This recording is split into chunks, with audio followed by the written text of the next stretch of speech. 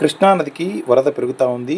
ఎగువ నుంచి పెద్ద ఎత్తున వరద వస్తుండటంతో లంక గ్రామాల ప్రజలను పోలీసులు అప్రమత్తం చేశారు.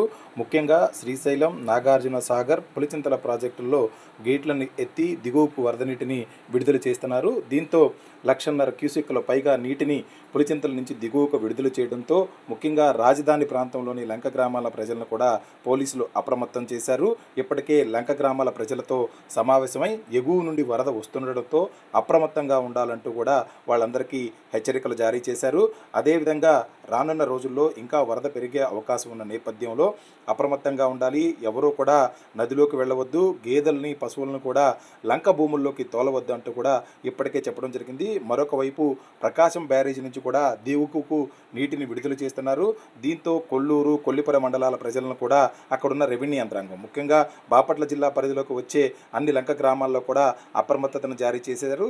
ఇప్పటికే కలెక్టర్ వెంకట మురళి కూడా యంత్రాంగాన్నంతా కూడా ఆయా గ్రామాల్లోకి వెళ్ళి ప్రస్తుత పరిస్థితులను సమీక్షించి ఎప్పటికప్పుడు కూడా గ్రామ ప్రజలకు సూచనలు, సలహాలు ఇవ్వాలంటూ కూడా చెప్పడం జరిగింది.